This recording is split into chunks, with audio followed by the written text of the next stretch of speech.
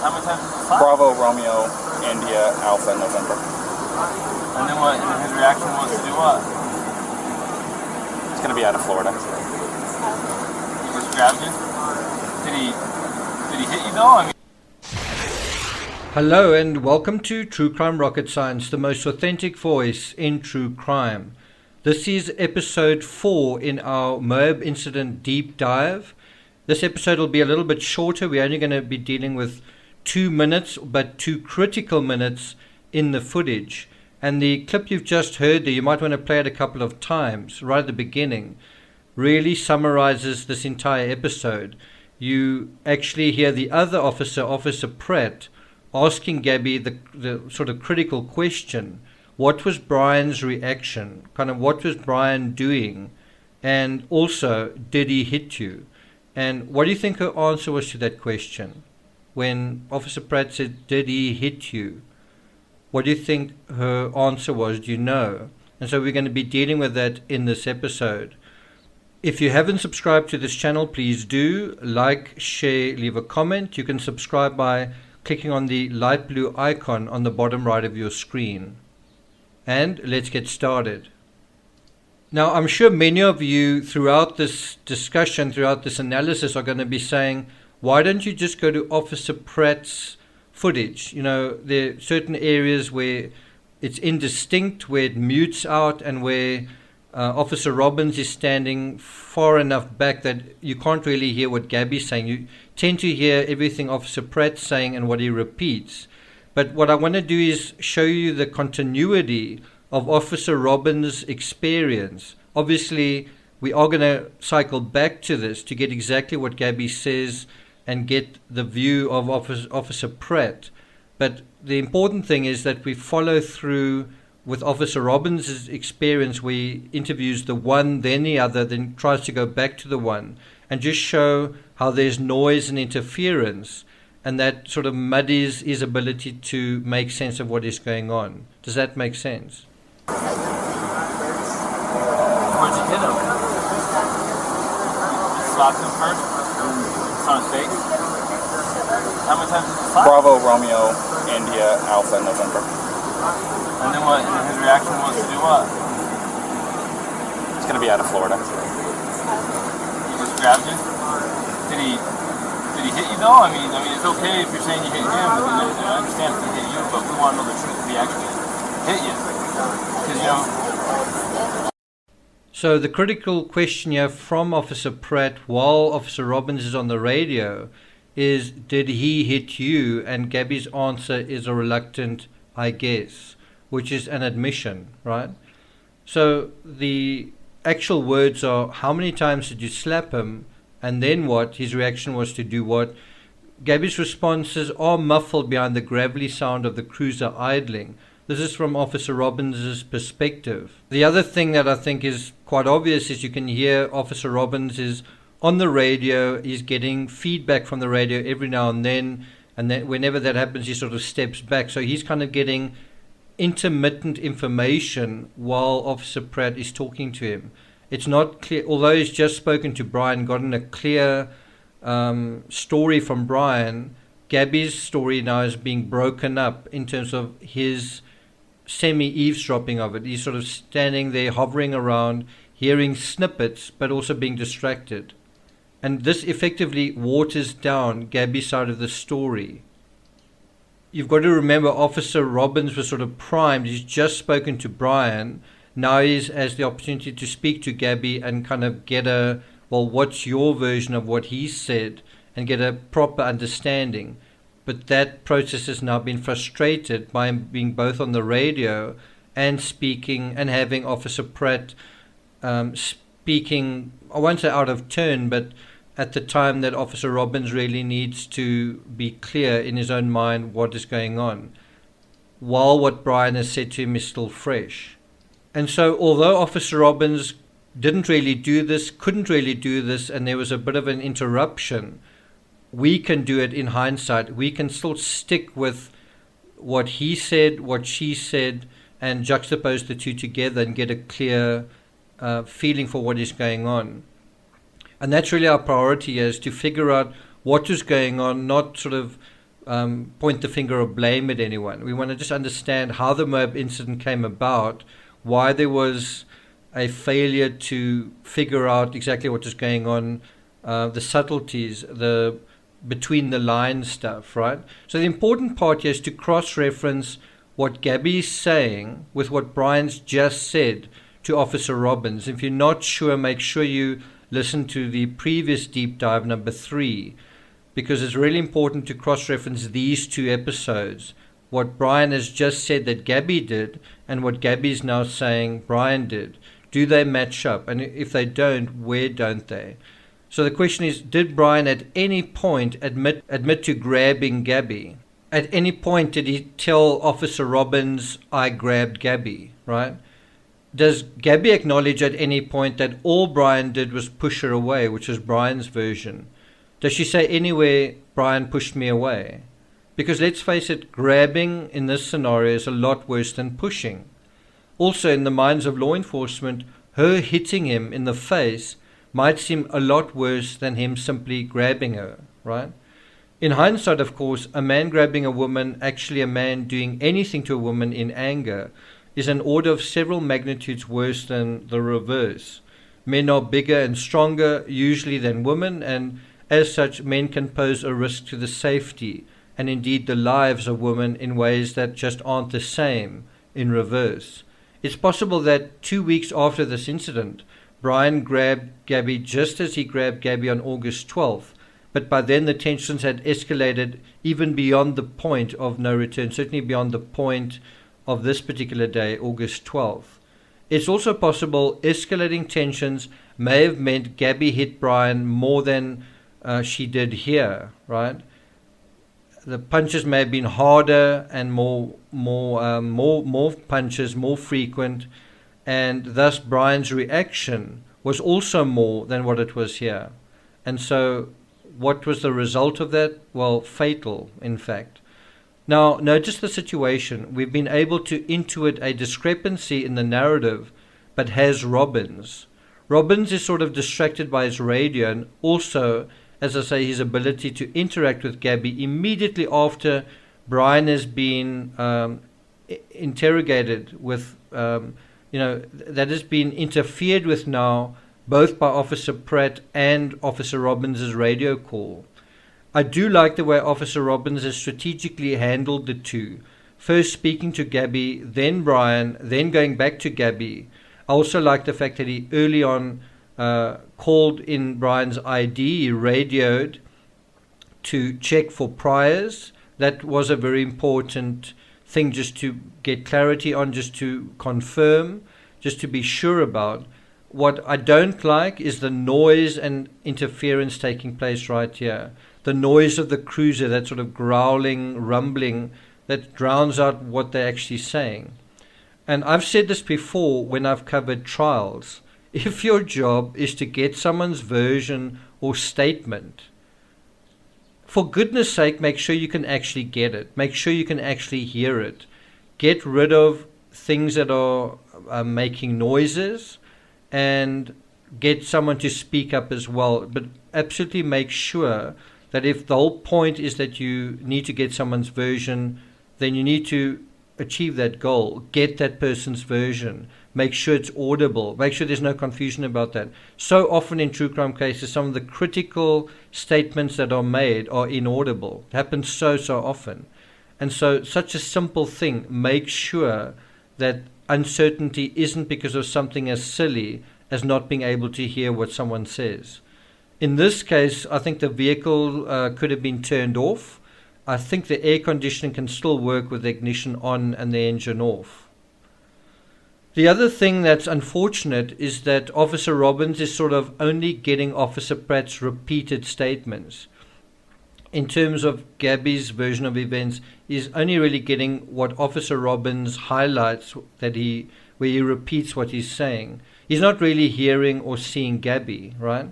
So, for example, when she says, he grabbed me, it's not that Brian grabbed her hand or elbow or foot, but the worst possible area, her neck and throat. And so the question is, did Officer Robbins see that?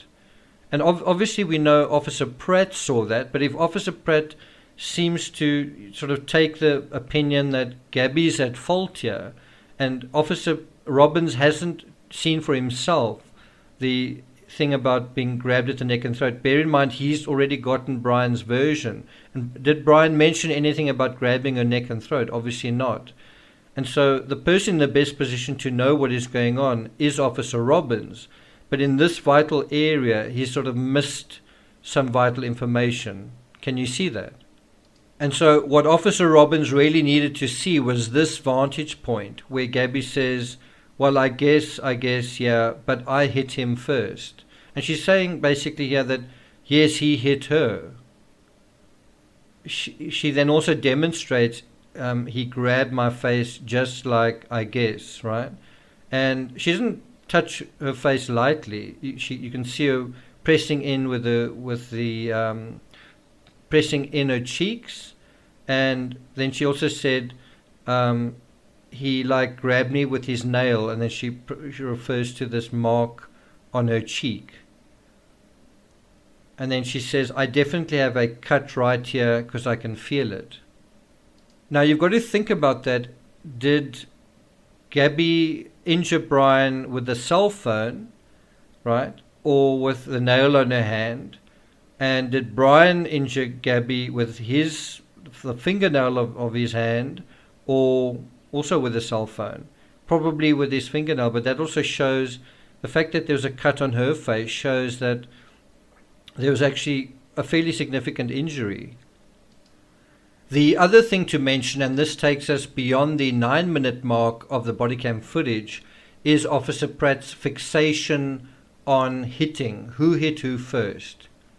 He somehow managed to skip lightly over the biggest revelation, not only of August 12th and the Moab incident, but the entire Gabby Petito case, the Gabby Petito case overall. And this is Gabby's disclosure about Brian grabbing her. This actually provides the physical description, the dynamics, the motive possibly, and a precedent for events that could have and probably did play out 2 weeks later. Officer Pratt somehow misses it, and unfortunately so does Officer Robbins. To them, both men being grabbed might not seem a big deal. It might not seem a particularly aggressive thing to experience, and also like in response to being hit, to just push someone or just grab someone might seem like, wow, Gabby did the worst thing, she hit. But what is clearly, maybe not 100% clearly articulated by Gabby, when Officer Pratt says, did he hit you? She says, I guess. That's not a denial. It might not seem a particularly aggressive thing to experience, but again, given what we're talking about, it actually is. It's a much worse thing than what she was doing to him. It certainly would be obviously accepted, understood, if a woman were there to hear it about this grabbing, and grabbing where, and grabbing how, and under what circumstances.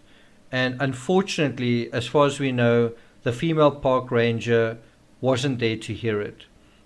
She clearly wasn't at the scene right here when Gabby provided this version of events.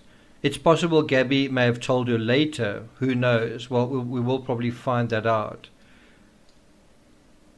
Gabby also didn't help herself by saying, but I hit him first. She's essentially minimizing what he did, and the officers are taking their cue from her. What's also not easy to make out is the moment that Gabby role plays Brian grabbing her neck, and Officer Robbins seems to wipe his forehead or touch his face near his eyes with a gloved hand. I actually think he was speaking on the radio, and you can actually see him over there in the reflection. And again, as I say, this was a critical moment. There is speaking on the radio. That's where his attention is distracted at the moment that Gabby's showing this with her hand, right?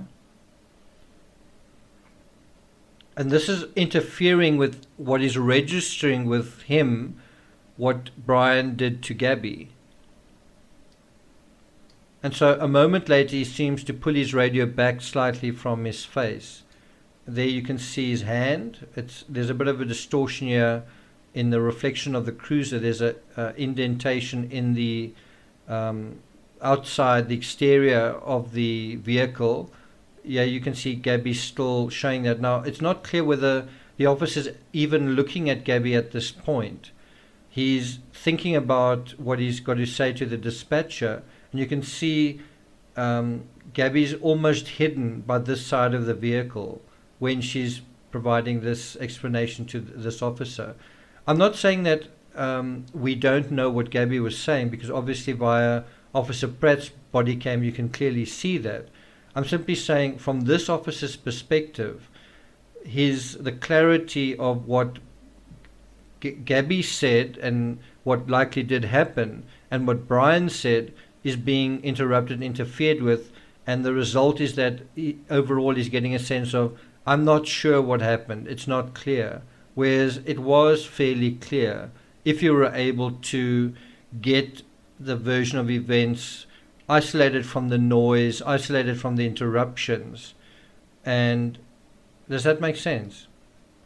So at this point, Gabby says to Officer Pratt, he didn't hit me, and Pratt says, did you slap him in the face or what? Pertinent here is Pratt's words are loud and clear. You can clearly hear what Pratt is saying, but you can't really hear what Gabby's saying. And this may have stood out to Officer Pratt, that Gabby said, he didn't really hit me. So she'd earlier said, I guess, right? And then at this point, she says, he didn't hit me. Now, it's not, we don't know whether Brian did hit Gabby or not. It's possible that he went from not hitting her to actually putting his hands on her face or something like that. And the same may have happened during the Spade Creek camp incident. So Gabby's responses are softer and drowned out by the idling cruiser. And so what Officer Robbins hears is, did you slap him in the face or what? Right?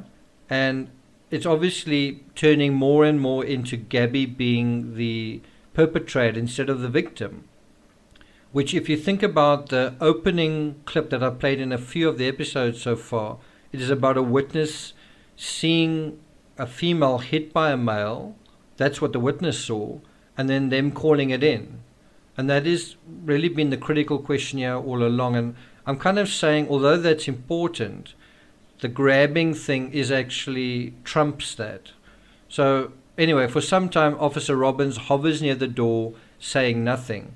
The second time, Gabby demonstrates Brian grabbing her face at 9 minutes 20. That's 16:53 and 30 seconds.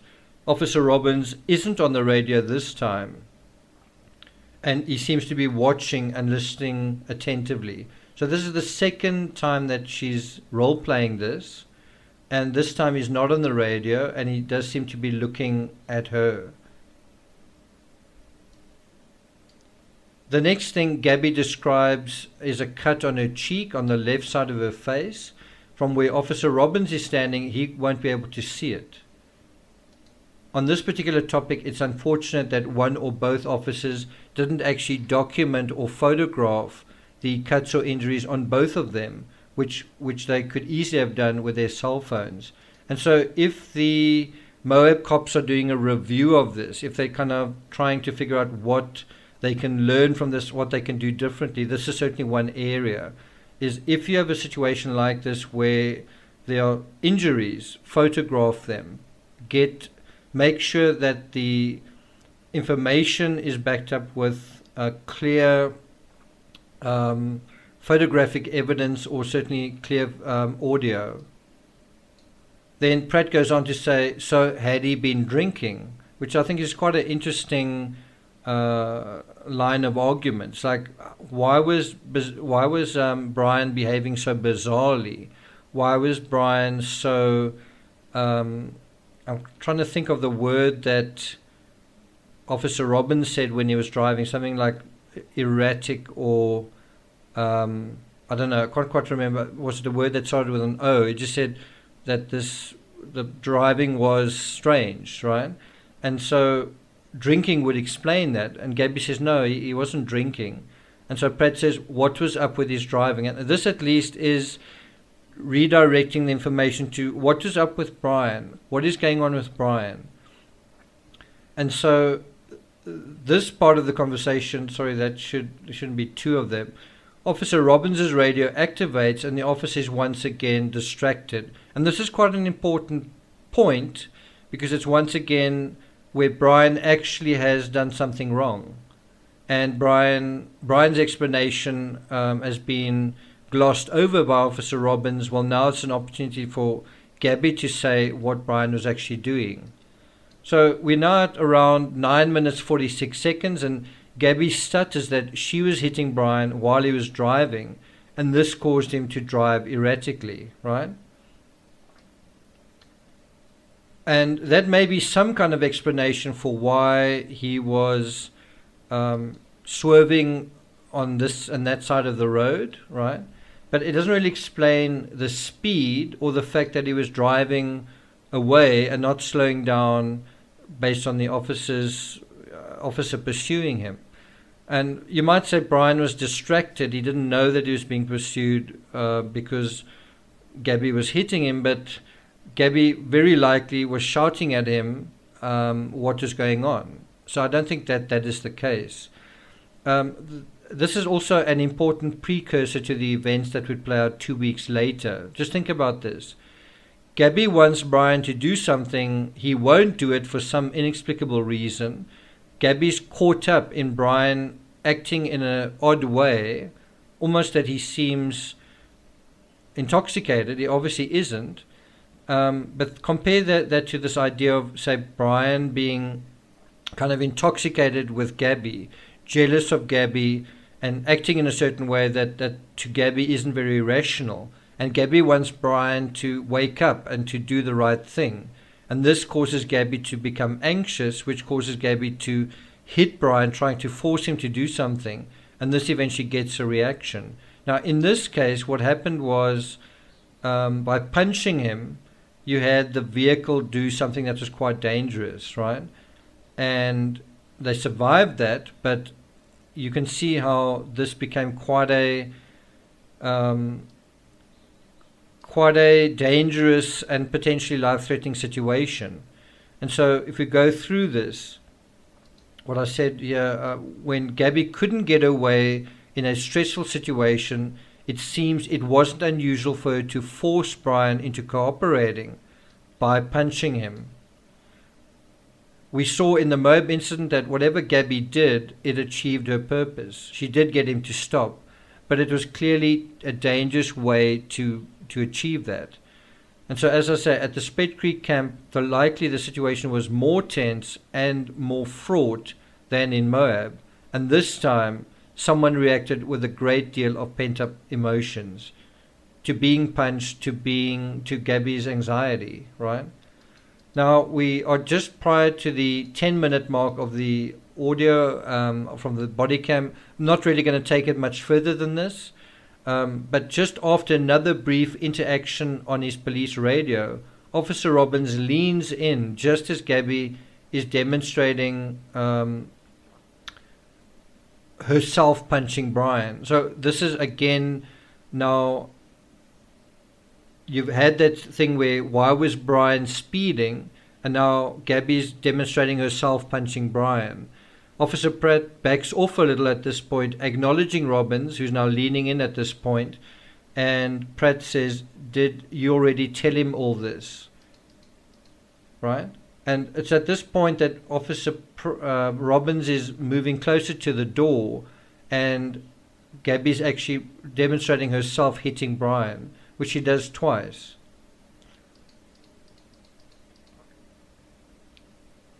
There you can see Officer Pratt's hand motioning towards his colleague, saying, "Have you told him all this?" And Robbins says, "I didn't get that far into it. She was hyperventilating a little bit." Pratt says, "She says they don't drink, but at the point that you lit them up." So he's talking to Officer Robbins. she started hitting him. And so that ends up being the bottom line, the conclusion that Pratt draws from this whole thing. So if you think about it in a very basic way, at the end of all of this interference, Pratt's conclusion, the end result of all of this discussion, is that she started hitting him. Those are the very last words that Pratt says to Robbins. It's basically the summary of the situation, right? Now, I don't know how helpful any of this was. In terms of Robbins and Pratt are there to investigate the incident at the Moonflower Co-op, right? I'm talking about this particular aspect is to do with what happened in the van when Officer Robbins showed up. And Officer Robbins isn't there to figure out what happened after he showed up. It's what happened before he showed up. So I'm not quite sure how helpful any of this is. It's not irrelevant, but the more relevant part is what happened at the Moonflower Co-op. They should have first established that, then follow through on what happened after that. So beyond that, the scenes Robbins witnessed, Brian's driving, I don't know how helpful that is. The fact is Brian was behind the wheel, and whatever her methods, she was trying to get the apparently mild-mannered Brian to slow down and pull over. In other words, to get him to be reasonable, to stop and obey the law. Now, I just want to play devil's advocate. It's not really devil's advocate, it's maybe more angel's advocate, and just say, what if Gabby just folded her arms and let Brian do whatever he was doing? So in other words, she just sat back, didn't hit Brian, didn't shout at him, saw that the police were following him, saw that the lights were on, and just sat back and did nothing, right? And then Brian continued speeding, 20 or 30 miles per hour above the speed limit with the authorities behind him. And, let's say this went on for 5 minutes or 10 minutes and more cruisers were brought in. You could then argue that Gabby was colluding, that the two of them were trying to escape the law. And you could then very credibly and reasonably say, Gabby, what did you do to make sure that you complied? Did you speak to your boyfriend, tell him to stop? No. Well, that would then make her kind of an accessory in the sense of obstruction of justice, of fleeing the scene. Does that make sense? So the fact that Gabby actually was trying to get Brian to stop is a sign of being conscientious and being answerable to the authorities, and they didn't seem to acknowledge this. So as I say, instead of crediting Gabby with this, they seem to be holding her in a kind of contempt. Why did you hit him? Well, because she wanted to talk to them, right? So I don't know if that is clear. And then the last thing I want to bring up, at 16:54 and 21 seconds, Gabby once again demonstrates punching Brian, and then demonstrates the same action a second time, which swings the pendulum of blame against her, right? Yes, she's doing it again. And once again, Officer Robbins is witnessing this.